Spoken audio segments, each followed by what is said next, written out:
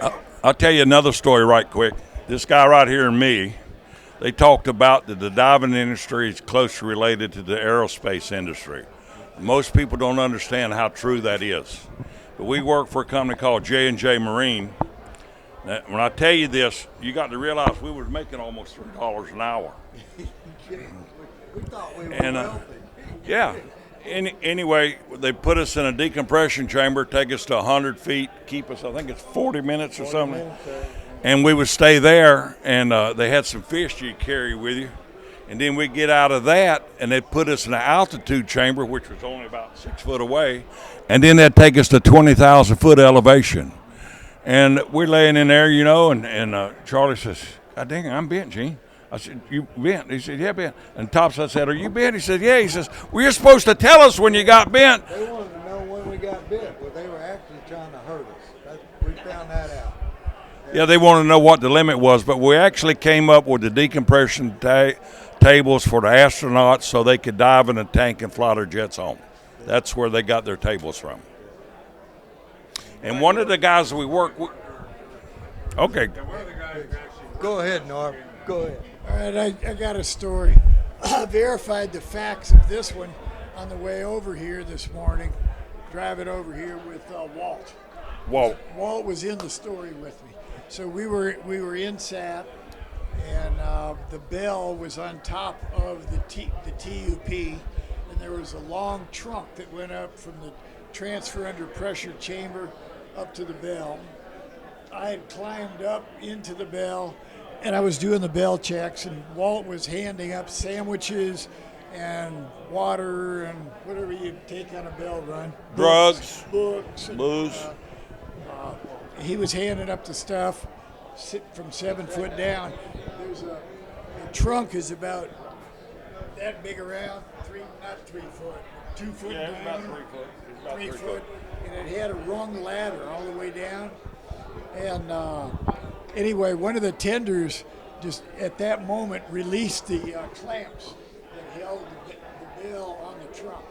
And the clamps, when the worm drive screws went out, the clamps started going, and the bell jumped, and all the pressure obviously Was going out. It got foggy real fast, so I dropped down through the hole on top of Walt. Didn't hit any of those rungs. Landed on top of him. Jumped into the DDC. Walt right behind me. Jim Wagner slammed the door shut. They got the door shut, and the rest of it lost gas. So, Yeah, they lost the pressure on the system, which them guys would have stayed in there. They'd have been dead in about 2 minutes or so. They'd have blowed up like hand grenades. But y'all was pretty good depth, 300, 400 foot. I can't recall the depth. Anyway. Next is just a fun day. Hope you got enough there. Oh, yeah. Anybody else want to talk? You want to talk? What, come on. Dean, come on, man. I'll give you one more story. What you want to know about? Yeah. You want me to tell you how I learned the mating call of a hippopotamus? I'll give you a story about this guy right here. You know that guy? Dean Kinkle? Dean King. Yeah. There he is. Right Okay. there. Okay, let me tell you a story about Dean Kinkle. They were down in Rio de Janeiro, and my younger brother was down there, Toadman, and they was in this bar, and Dean fixed my brother up with this good-looking blonde-headed girl. Boy, she was absolutely knockout gorgeous. And they sat in there drinking cold beer and having a good time and jolly around and this, that, and the other. And my brother Ron, they called him Toad Man because he looked like a toad frog. Big old arms, no neck. It just went shoulders to ears. And anyway, they got to messing around there, and he reached down and grabbed that girl between her legs. They found out he had a larger penis than him, and then he chased him all over the bar, and he's going to beat him to death. I thought that was funny.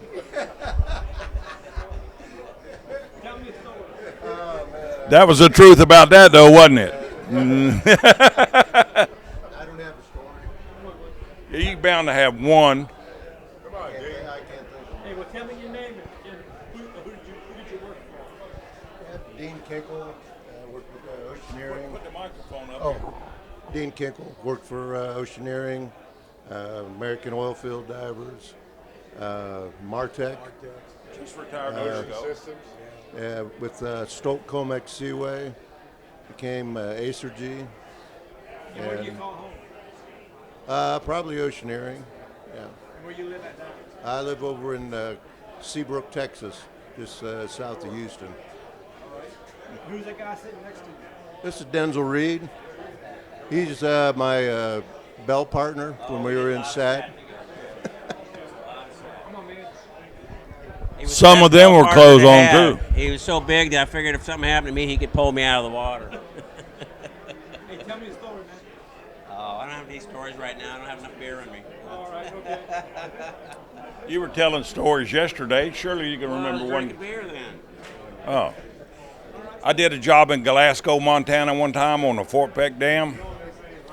It was 20 below zero, the wind blowing 70 miles an hour, and they went out there and they cut a hole in the ice 3 foot or so across, and they'd fill it full of charcoal so it wouldn't freeze. Dropped down there 250-some foot of water and went 1,500 foot up in a tunnel to find out why it collapsed. It wasn't that bad. We did have a chamber on the job, but we didn't have a standby diver. That was back in the days when you did shit, you just did it. We made the rules day by day. It's changed quite a bit since then. Oh yeah, these guys today are panty wastes compared to what we used to. We used to Never live. had phones offshore back in the 70s. And there was no phones out there. You just had to fix stuff. You just had to fix it and get by. That was it. We were live You boating. didn't depend on the office to call them up and say, hey, I need a part. You just had to fix it. Yeah, well, that was the question I had, was how have things changed from then to now? It's rules and regulations. Safety is probably over the top. I mean, safety's great. But it's probably a little I'll over tell you top. the one thing is that has changed. You couldn't get a better group of divers that you Well, I agree with that. see in this place than what they have out there now. The- That may be a controversial thing to say, but these guys were good. The difference in the crew then and the crew now is very simple. They'd call us into the office and they says, here's what you got to do. Go do it. And then we'd figure out what we need to take. We would take it with us. 3 or 4 days, we'd come back, okay, we're done. There was no way how to do it. We did it as we went. We got the job done. You go today on the same job, take the people out there, they will come up with 150,000 reasons why you can't do it that way. Their safety rules eat them alive. I was on 2 barges where we were in SAT, and they picked us up off the bottom. And what the hell's the deal? Because, they normally keep us down there forever. They pick us up, we get in SAT, and I can hear the winches running. What the hell are they doing? You know what they were doing? They were picking up the winches on the barge because this sumbitch was sinking, and they're going to run it to the ground on the beach. Yeah. I've been in SAP when they were doing that on a boat. Yeah, they're going to run it to the ground on the beach. But they finally got the leak stopped and got it fixed, and then we went back to work. All right, come on. There's a man right there. All right, Jim. This is the dastardly daring deep diving dude. And what's your name? My name's Jim Robertson. Where you call home? I live in Shalimar, Florida, which is just north of Destin, Florida, the Florida You know Panhandle. this guy here? Oh, we were in SAT a lot. I ran SAT too, but we've had a lot of harrowing experiences, but it's been a lot. Not heroin, harrowing. There you go. Whoa, whoa. Boy, you're about to sell me down the tubes there for a minute. And then Norb over there, Gorman was my bell partner for many years, and we did a lot of hyperbaric welding jobs and bounce bell dives, and we've done all kinds of crazy stuff. Hey, well, tell me some stories, man. Excuse me? Tell me some stories. Okay. No X-rated. Okay. We, Norb and I were over doing a job. All we had to do was close a valve. So we went down in 1 atmosphere. They lowered the bell down at 1 atmosphere to 426 feet. And we were still at 1 atmosphere, so we had to blow down, and we had 17 minutes to lock out and get this valve closed. Had a jet nozzle on the outside of the bell. So we start the blowdown. He opens the 3,000 psi helium valve, and it starts racing into the bell, screaming for 3 minutes. And the next thing I know, we're at 426 feet, shaking uncontrollably from high pressure nervous syndrome.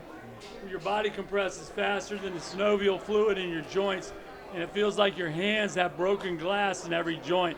That was when I realized there's more joints in your hand than in any part of your body. So I'm trying to put the helmet on him because he wanted to lock out. So I'm trying to put the hat on him. I'm about broke his nose trying to get the hat on him, shaking like a leaf, you know. Finally, I get him kicked out of the bell. He gets over and starts jetting, and all of a sudden while he's jetting, I notice the lights on the bell get all muddy from the water getting turbid. So all of a sudden the bell lights black out, and I'm just sitting there reading a novel, and this amberjack jumps up in the bell, and it was about probably 60, 70 pounder easy, and I'm standing about in the bell like this because I'm tall, and this amberjack's tail walking in the trunk of the bell with his mouth going bang, bang, bang right here. And I'm like trying to do this dance in the bell with no room to move. And finally, this about a 40-pound amberjack bounces up in the bell and starts hitting the valves. And we're all on helium, so the top side's going, what's wrong in the bell? And I'm going, the amberjack's in the bell, whack, whack, whack, whack, like Donald Duck. Norb's still out there working, and so finally, I decided this amberjack's dancing up and down. I blew the trunk of the bell down with a 40-pounder bell. It's still bouncing around, and I got the big one down inside the trunk where he knocked himself unconscious and slid out the bottom. Finally got the other one pointed out. So I went topside. I got the amberjacks out of the bell. What would you do? He said, if I was you, Jim, I'd get the blood out of the bell. So I started trickling and washed all the bell down. Norb comes back to the bell and goes, what the hell's wrong in the bell? What's wrong in the bell? I said, man, you ain't gonna believe these two big amberjacks came in the bell. And he goes, where? I don't see any blood. No, I'm not going that story. Go ahead, tell. Which one? One where the form fell down, the giant. Oh, yeah.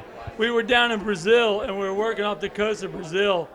And we were spanning the pipeline. The pipeline went up over a coral reef, and the bottom was at 420, and we were about 300 feet, 350. We were putting these huge 10-foot square plywood boxes underneath the pipeline where there was a hole to support it, to make like a bridge to support the weight of the pipeline when they filled it.